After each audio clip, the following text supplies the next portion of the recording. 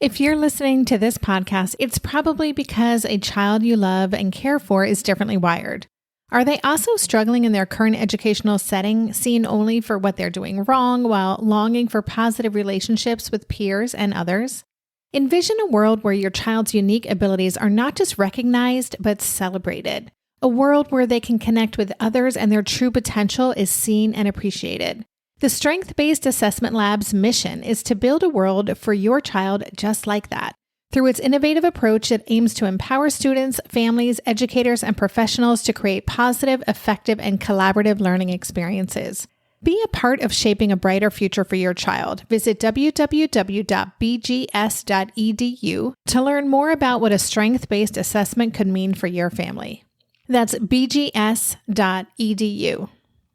What I've learned and what I always say to them is that if I could go back, you know what you know about your child. And I want everyone to know that no one knows your child better than you. And I don't care how many letters are at the end of their name or how many years of experience they have in a specialized area. You are connected to that child in a way none of them will ever be. Welcome to the Tilt Parenting Podcast, a podcast featuring interviews and conversations aimed at inspiring, informing, and supporting parents raising differently wired kids. I'm your host, Debbie Reber, and today my guest is Tia Smith, a former business executive now in the trenches, mom of 3, including at least one differently wired child, her 12-year-old twice exceptional daughter, who has a number of processing and learning differences, as well as being gifted. As I mentioned on a previous episode, I'm going to be bringing more episodes featuring conversations with other parents because I think it's important to hear how other parents whose children are wired differently in a variety of ways are carving out their own path. Tia is one of those parents who is relentless in her approach to figuring out how to best meet her daughter's needs. She also is going to tell us about her own roadblocks along the way of coming to terms with how differently wired her daughter was and coming to a place of accepting what is. Oh, and Tia is also an avid researcher, so make sure to visit the show notes page for this episode at tiltparenting.com/session67 for a list of Tia's favorite books addressing learning differences like dyslexia, dysgraphia, and dyscalculia for both parents and kids. Before I get to the episode, a quick little public service announcement. Did you know that some of our production costs for the podcast are being offset by generous donations of listeners like you? We're now able to outsource our final post-production costs, which is fantastic and greatly appreciated as producing a weekly podcast is a little time-consuming. My goal is to eventually have all the post-production tasks outsourced. If you like what we're doing here at the podcast and you'd like to help us reach our goal, please consider making a small monthly donation. For as little as $2 a month, you can help us reach this goal. To support us, visit patreon.com/tiltparenting. And now I'll get on with the show. Hello, Tia. Welcome to the podcast. Hi, Debbie. Thank you so much for having me. Well, of course. And I like to give a little inside scoop for listeners. Tia and I met when our children were newbies. They were infants. We were in a parenting group back in Seattle. And I think we must have met when our kids were like 6 weeks old or something like that, right? Yeah, exactly. I think Asher was like a whole month older than my daughter, but yeah. Which back in those days was a big difference. But you've known Asher as long as anybody else has, and same with me, with your kids. And it's just been really interesting for me to kind of go through my journey, watching you go through your journey as we've kind of discovered who our kids are and how different they are from what we maybe thought they were going to be. So would you, just so listeners have more context for you and your story, tell us a little bit about your family makeup, who your kids are, and then about your differently wired child? Sure, absolutely. So we are a busy family of 5. That is, unless you count our Labradoodle puppy and our 2 geriatric cats. That might up our count there. But I'm married, and at this point in time, I'm just staying home with the kids. I have 3 children, and my oldest daughter is 12. I have a 10-year-old son, and bringing up the rear is my youngest daughter, who is 5. And all 3 of my children are currently attending different schools because we like to make it even more complicated around here.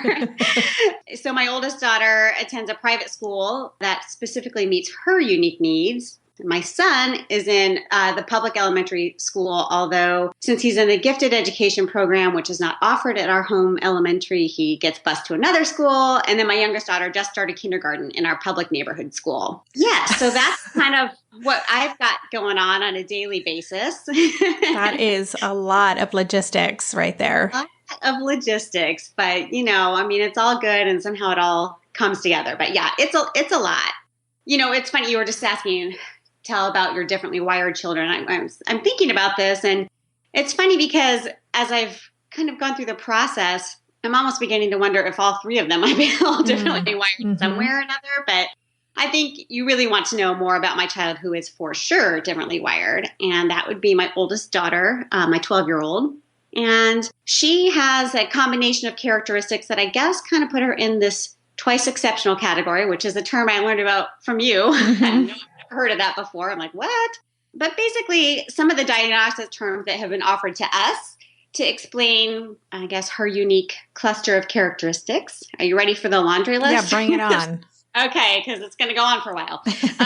So she has been identified with dyslexia, dysgraphia, dyscalculia, auditory processing disorder, inattention/executive functioning weakness, sensory processing, and artistic giftedness. Luckily, these were not identified all at once. So I think I might have had a heart attack. But. Yeah. Wow.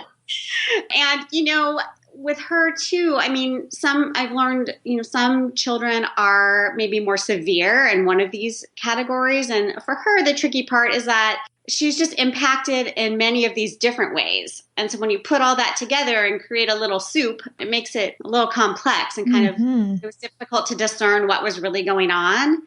And her profile is, really one of the more challenging to remediate and support because of that. So we've got a lot of chicken and the egg figuring out sometimes. Yeah.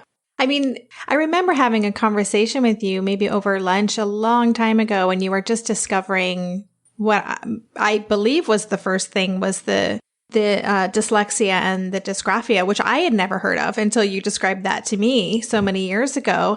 Was that the first thing that you kind of were tuned into?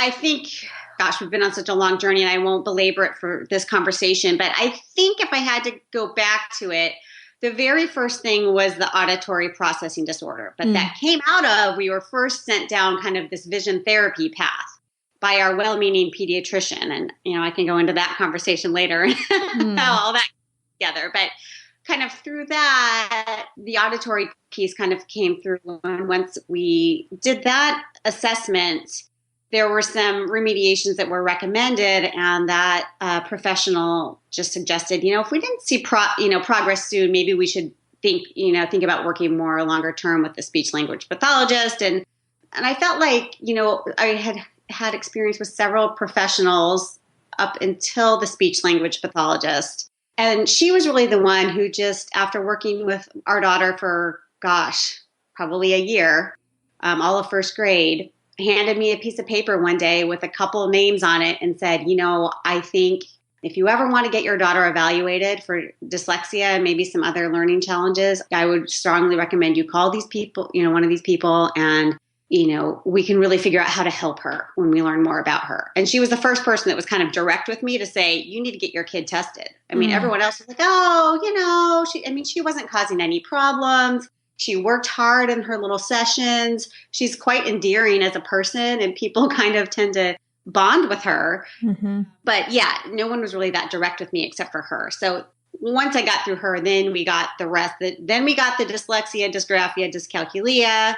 We already had the auditory processing. That psychologist wanted to wait on an attention diagnosis because she obviously had so much going on. And like I was saying, these things weave together and impact each other. So it's very hard to separate out what's a factor and what isn't. And so after 3 years of remediation, not only working with specialists, but at a school geared towards this, when we went back for a reevaluation and some of these things were still coming up, that's when we got the inattention, exec functioning, and the sensory processing. Wow. Yeah. Yeah, that is quite a laundry list there. It's longer than mine. That's a lot going on. And I think, what you said is so true, that it's really confusing to figure out what goes with what and, what is part of this and what is part of that. And yeah, it's very confusing. And I think it can make it tricky to know how to get your child support. So I know you, and I know that you are someone who, when you want something, you know how to get it. You're a researcher. You're kind of very assertive and intelligent. And so what was that like for you? Because there is no really path for how to figure this out. How did you go about that? I just went into it. When I need to learn something, you're right. I just go full steam ahead. And if there's a book I haven't read, I will guarantee you I've probably heard of it. So I'm a voracious reader, and I attacked it that way. I mean, I just, consulted blogs and attended lectures and just tried to learn everything that I could about it. I mean, I joke all the time. I mean, not only am I not an educator by background, I really kind of tried to get out of the psychology classes too. I mean, I'm kind of like a business person. I was in advertising. I'm just I don't understand any of this. I didn't even understand these terms. I had no idea what they were talking to me about. So I really had to just go in there and learn more and learn more. And, we're fortunate in this area to live where we have a school that is dedicated to serving bright children who have these language-based learning differences. And I really started to examine that school kind of almost right off the bat as, oh boy, maybe I need to look at this. And I was resistant at first. There was a lot that would require a lot more logistics. I mean, it was a big commitment financially. I'd have to take my daughter out of her social environment. All those things kind of went into play. But, it became really clear that she needed a more structured environment with direct, explicit instruction. And I kept learning and hearing that through all the research that I was doing. So I was like, okay, this is right here. This offers it all day long. And, they really understand these kids. And not only that, they understand their parents as well. And so I think when you talk about navigating, I think that school and kind of the community there that I was so fortunate to be part of was really helpful, because you could bounce things that you were learning about off other people, and they would share ideas too and what they had learned. And I think that's really kind of what saved me, and said, okay, I didn't have to re-explain my story every time. I could just jump right in with hey, what do you think? You know anything about this, technique or this program, or, and just kind of really attack it that way. So I had a lot of help. That's great. That's so fortunate. And to have access to those kinds of resources. I had someone on the show recently who specializes in diagnosing and assessing 2E children. And, she was just explaining how hard it is to find a school fit for these kids, because they are so complicated, and it's hard to, they don't fit into any mold. Right. And so I'm just happy to hear that you found a spot that has been really a good fit for not just your daughter, but for your family. It's awesome. Yeah, no, absolutely. So that's been great. And in fact, it's been so great that she's going to transition out next year. So that's, scary to think about in itself. And that's safe for another day. But I guess that's the point of all of this, is that she's at the point now where she has confidence in her abilities. She advocated this change herself by knowing who she is as a learner, what she needs to be successful, what she can do when she runs up against a wall. Mm-hmm. They've helped her every step of the way at every age appropriate stage develop those things. And what more could we possibly ask for, right, to help her become independent with those things? So, we're going to be facing a huge transition, and maybe that's a different podcast next year. But anyway, I think, we're excited for her, and we're excited for the confidence that she has in herself. Yeah, that's awesome. That's exciting. Yeah, we'll have to do a follow-up and see how it's going.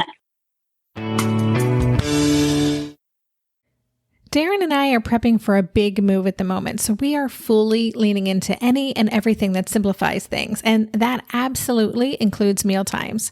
At a time when my executive functioning skills are being pushed to the limit, even planning and executing dinner for our family these days can feel like a really big lift. That's why I'm especially grateful for Green Chef, a meal service that offers pre-measured and prepped ingredients to my door. Each box is packed with foods you can feel good about, like whole fruits and vegetables, plus lean protein and whole grain options. In fact, one of the things I love most about Green Chef is that they offer options that prioritize gut and brain health, with science-backed recipes that feature ingredients like fiber, antioxidants, and omega-3 fatty acids. During this time of lots of stress, it feels really grounding to know we're supporting ourselves nutritionally. I will take all the support I can get. And Green Chef doesn't just cover dinner recipes. I can add high-quality breakfasts, lunches, and snacks to my weekly box from Green Market. Green Chef has a special offer for Tilt listeners. Go to greenchef.com/tilt50 and use code TILT50 to get 50% off plus 20% off your next 2 months.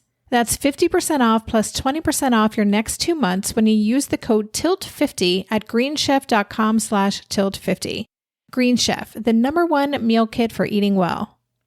Maybe I've watched too many seasons of The Amazing Race, but every time I have to go somewhere on the subway, I treat it like a competition. It's all about making the right gut decisions about which route will get me there the fastest. Sometimes those decisions get me where I'm going early, and other times my gambles don't really pay off. Probiotics can't help with most gut decisions, but if your gut needs a little support, Ritual has your back. Their Symbiotic Plus, a 3-in-1 supplement, has clinically studied prebiotics, probiotics, and a postbiotic to support a balanced gut microbiome. I've been using Symbiotic Plus for about 6 months now, and it's become a core part of my morning routine. I take the mini capsule every morning while making my way through my inbox, whether I'm at home or I'm on the road, because it doesn't need to be refrigerated. And the capsule itself is delayed released, which helps it survive the harsh conditions of the upper GI tract for delivery to the colon. And that's exactly where we want it to go. Ritual invested in a study modeling the human colon, which showed that Symbiotic Plus significantly increased microbial diversity and the growth of beneficial bacteria. There's no more shame in your gut game. Symbiotic Plus and Ritual are here to celebrate, not hide your insides. Get 25% off your first month for a limited time at ritual.com/tilt. Start Ritual or add Symbiotic Plus to your subscription today. That's ritual.com/tilt for 25% off.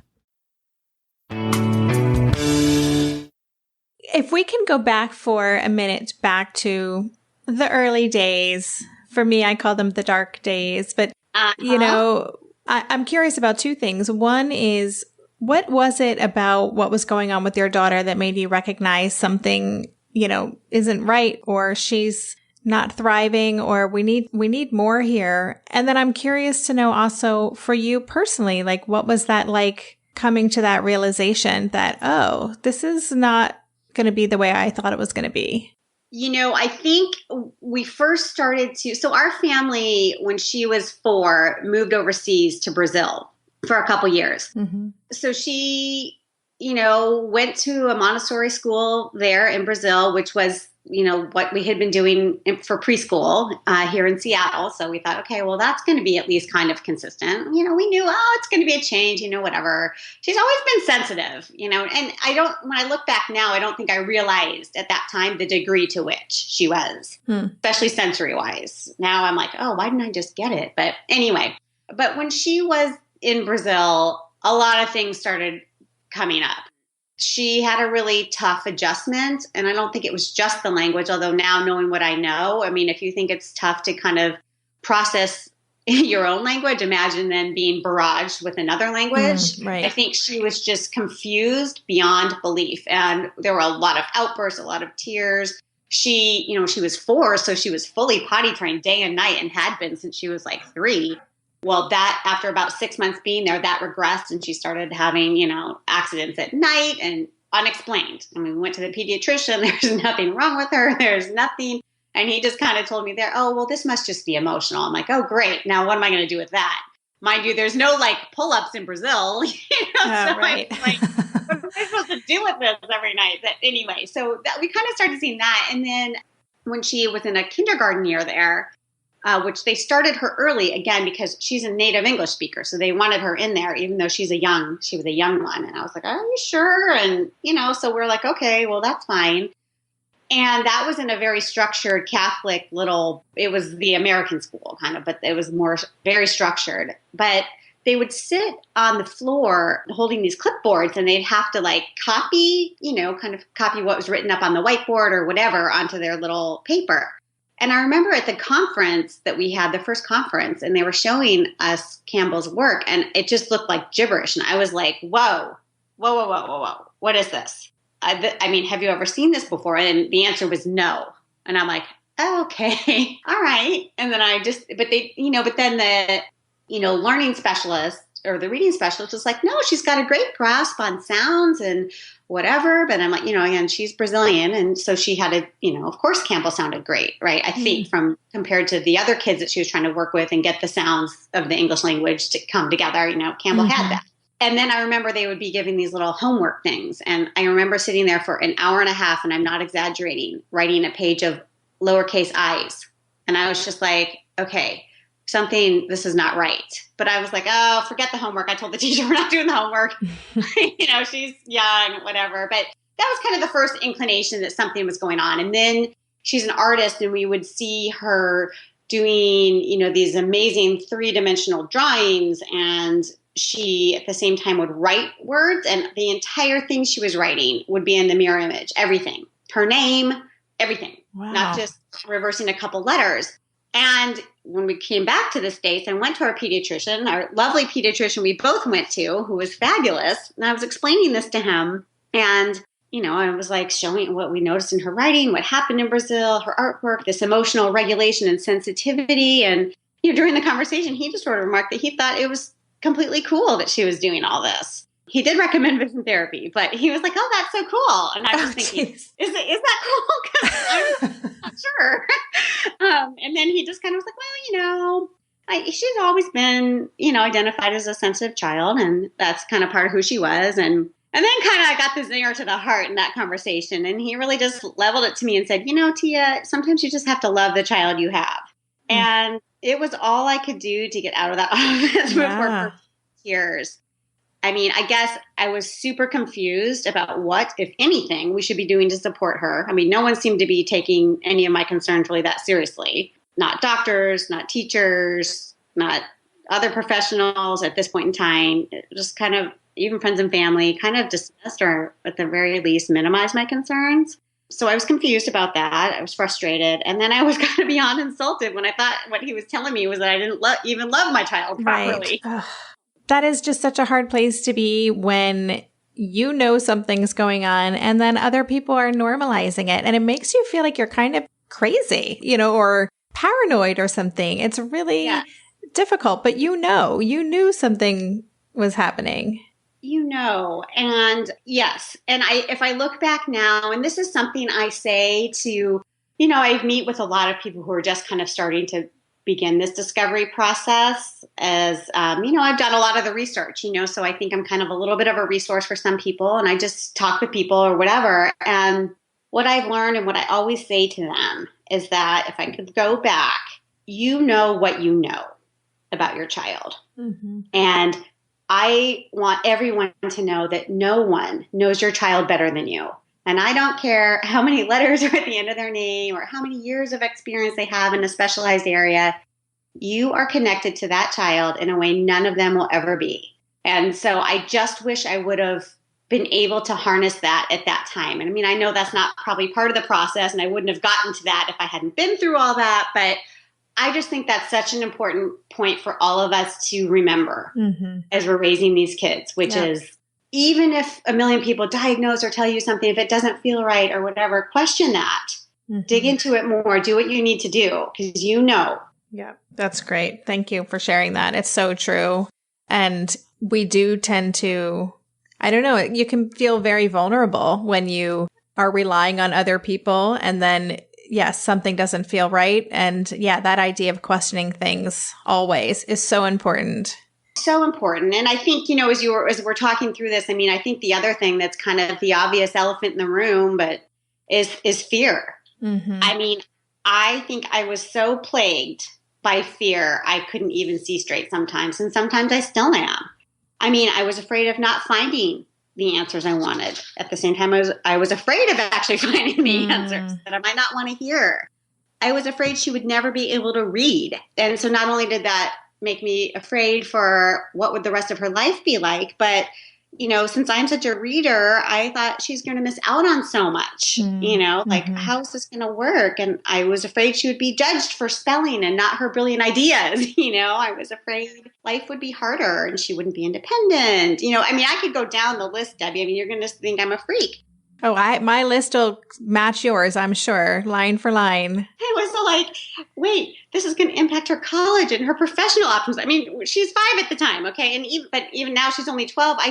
This still comes up for me. Mm-hmm. I was afraid people would not get to know her for her talents, her intelligence, how kind and compassionate she is, but only for the things that she struggled with, I was afraid we did not know what to do for her. And I was afraid she would know I was afraid. That's powerful. Yeah. Yeah. So then you just have to do it all right? Like, talk about putting pressure on yourself. So much pressure on myself. Yeah. And it took, a conversation with a dear friend who just kind of said, all right, look, fear is just fear. Let's take that off the table. Let's put that in a bucket. Mm-hmm. And let's, channel your energies in a different direction. And I think that was a really good turning point for me to be like, okay, all right, this is going to be okay. But it was, it was really real, and it really kind of fueled what I was doing for a lot of the time. Mm-hmm. Well, how is going through that experience and having to face those fears, how has that kind of transformed you personally, as a mom, as a woman? Yeah, I think those fears also lend you sometimes to a lonely place in this process. I'm sure you've experienced this as well. I haven't talked to a single person who hasn't, because this is a lonely place. But I think those fears and that lonely place, kind of going through that and processing that so much on my own, really, it almost helped me learn to let go.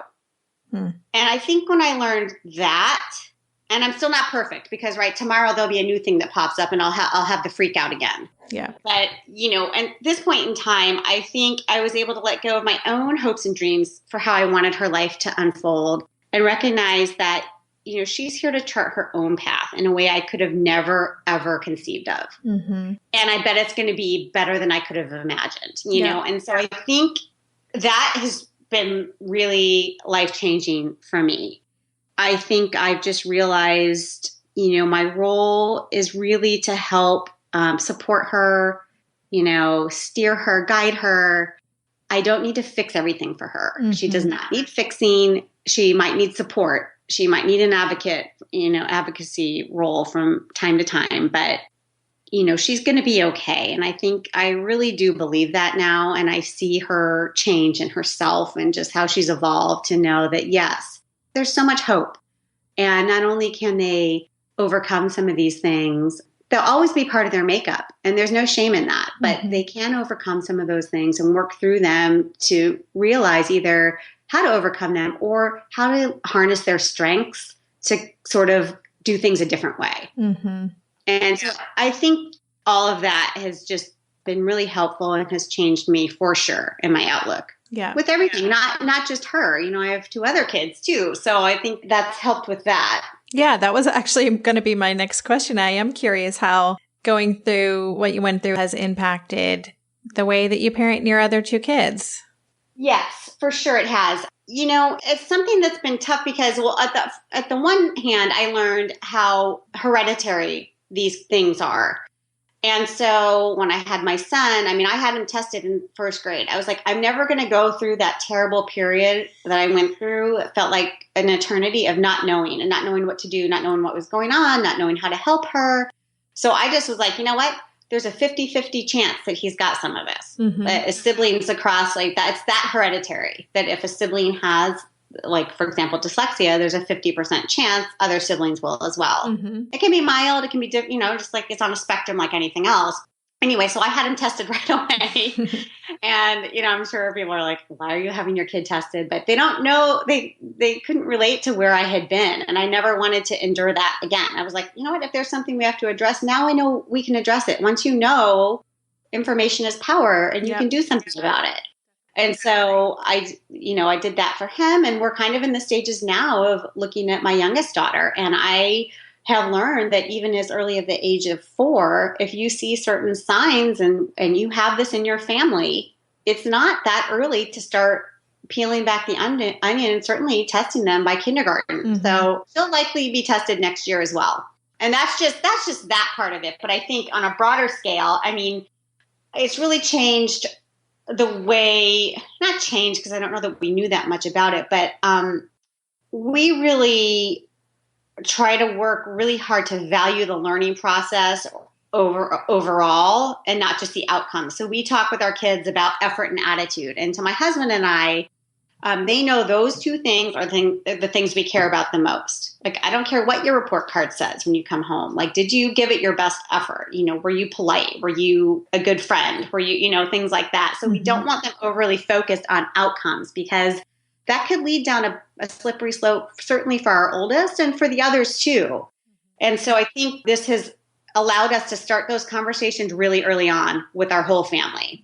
And I think it kind of helps to keep the sibling rivalry at bay too, when we're talking about, hey, it was really great how hard you worked on that. Or remember how frustrated you were when you were trying to do that math problem and you somehow found a way to tackle it. Or, hey, you really helped your friend understand something. Or, those two friends make up with each other when they were in a fight or whatever it is. We kind of try to praise that part of it, not just, oh, you got them all right.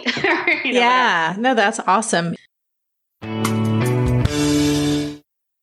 Hey there, it's Debbie. I love making this show and sharing conversations about how to support our awesome neurodivergent kids. I've seen how even one little insight from an interview can spark a big shift in daily life. But I know that raising complex kids can be messy and lonely. And just when we think we figured it out, something comes up that boots us right back to feeling overwhelmed and stuck. That's why I've poured everything into creating a way for parents like us navigating complex parenting journeys to join together and chart a path that feels positive, hopeful, and doable. It's the brand new Differently Wired Club experience. In the club, you'll get personal support from me and other seasoned parent coaches, 6 live calls every month where you can connect and get your personal questions answered, the opportunity to learn directly from authors and experts like I have on this show, monthly themes for getting specific and tactical, an exclusive private podcast feed, and the best, most generous community of parents. Seriously, these folks show up for themselves and each other, and that right there is really everything. Because it's a daily reminder that we're not alone. Our kids aren't broken, and we have totally got this. The recently rebooted Differently Wired Club is on a brand new platform with its very own iOS and Android app. It is such a great space. However you learn, whatever your style, no matter the ages, genders, and neurodivergent profile of your children, the Differently Wired Club can help you cultivate the positive shifts you're hoping for.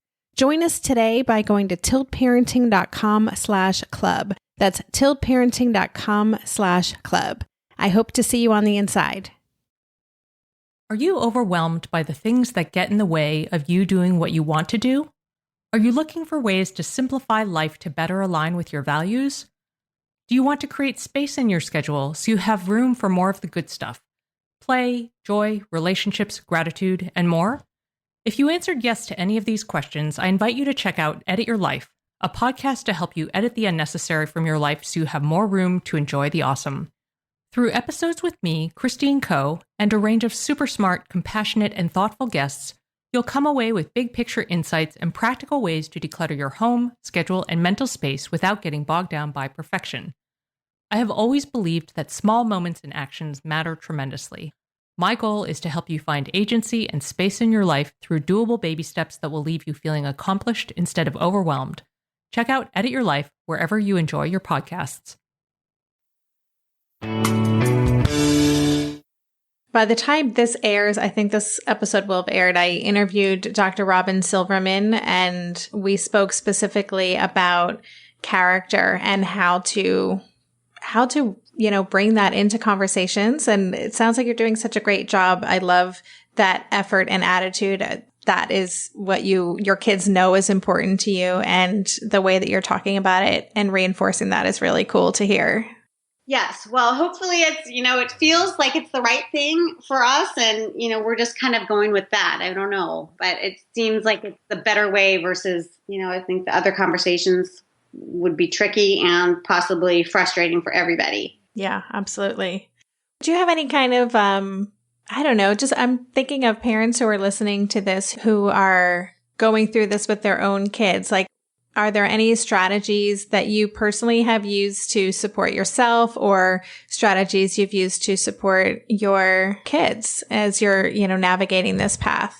Yeah, I mean, I think ultimately, like what we were just saying is like, I think we kind of try to, first focus on like a strength-based approach. So I think that's kind of overarching. But I guess one is really recognizing when we don't know what to do or how to help, and then finding someone or something that does and kind of going with that. So I think that's what you're saying, where the researcher in me has been really helpful that say, okay, we can, there's someone who knows something about this, or, we don't know what to do, and asking for help. And it's amazing how many times when we've done that, the right person has kind of shown up. Mm-hmm. We found a great therapist who specializes in kids with, her profile. And that's been helpful for us as a family. We, like I said, I think we really try to also harness her strengths. Mm-hmm. I think I mentioned she's an incredible artist. And we've learned over the years that actually she communicates through her art. I know that might sound really obvious, but I'm sorry. I'm a verbal person. So I was like, what? I just started to realize that like sometimes when we're having these conversations or things aren't going well, and she'll just be sitting there and she'll just be kind of drawing and doing something, and she's very relaxed and zen when she's in this place. I now know this, and that was really important to learn about her, that when conversations were going south and spiraling downward and she's just kind of drawing, a lot of times we get through all that and she, we'd leave her be and do her own thing, and sure enough, she could come back and, talk to us about what she had drawn. Mm-hmm. And it could be about a conflict she had with her brother or anything, really anything. Something she's trying to tell us that maybe verbally wasn't coming through for her. And so we use that now. Yeah, it's great. Why don't you take a few minutes and draw? We give her what I call her blank space, her Taylor Swift moments, which is, giving her that downtime to do that process. That's how she processes. And I think that's just so important for us to know now about her, that like you can communicate in so many different ways. I always thought, art, you never really know what they're saying, but actually how she does it, we do.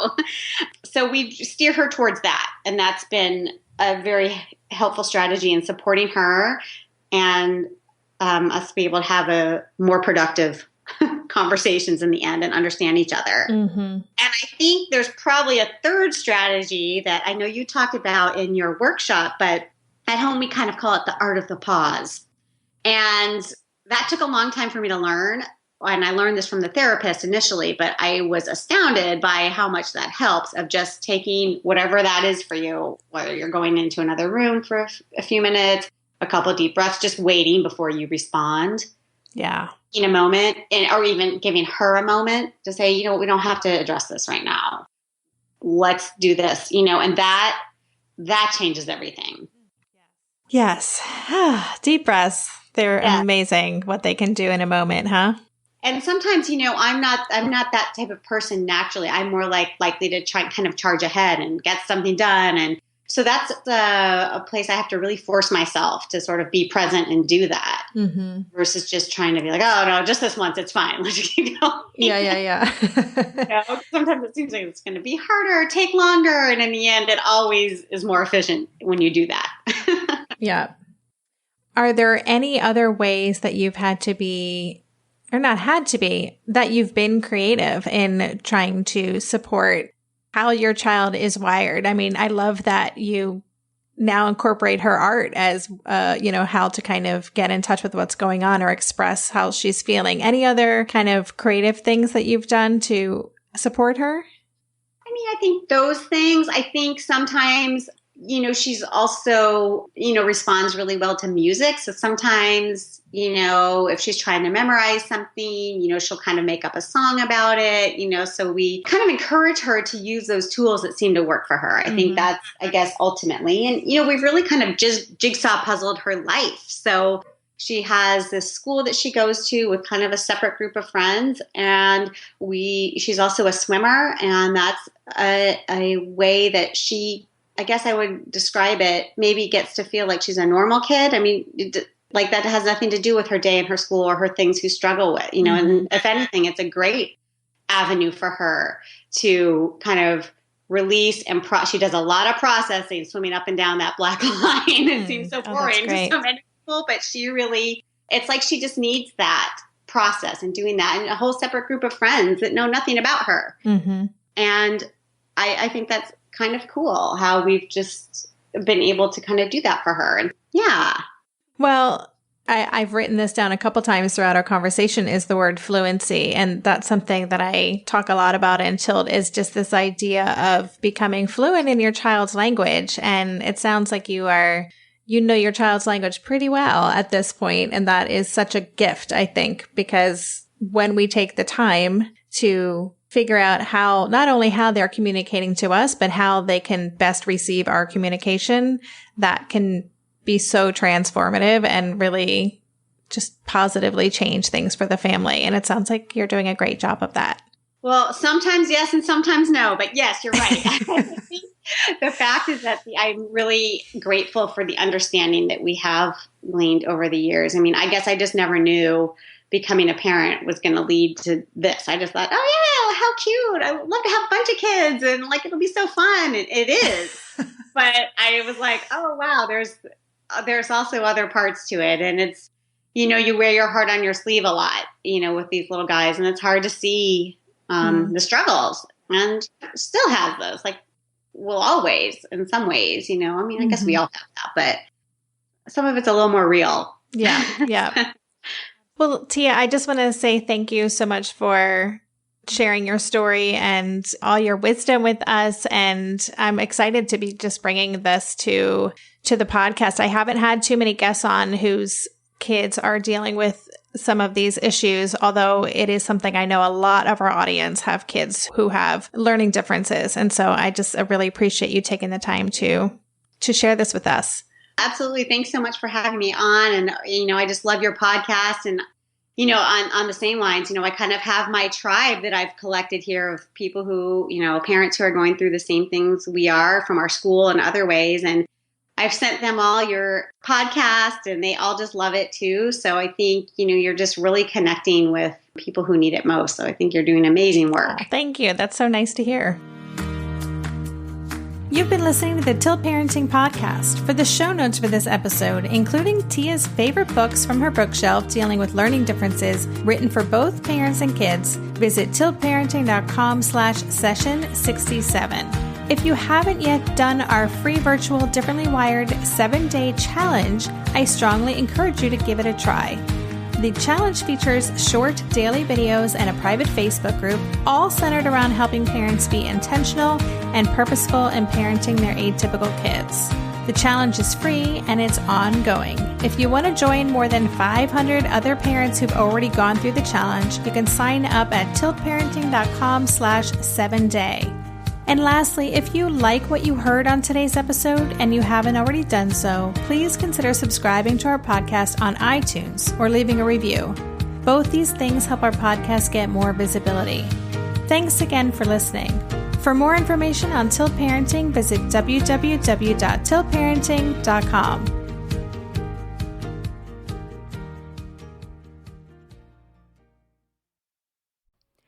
Hey, are you a parent of a teenager? Are you feeling overwhelmed about how to be what they need while also holding limits and boundaries that keep them safe? Are you tired of conversations that negate how messy this season of parenting is? Well, I've got you. My name is Casey O'Rourke. I am a positive discipline trainer, parent coach, and the host of the Joyful Courage podcast. Every week, I come to you with an interview digging into tough topics with experts I trust and solo shows that go deep into the personal growth and mindset needed to raise teens in a way that grows them into confident, capable young people. I am not afraid of getting real about the intersection of conscious parenting and the teen years, while also bringing in vulnerability, humor, and lightness. I'm walking the path with you and honored to serve. Listen to Joyful Courage on Apple Podcasts, Spotify, or wherever you consume podcasts.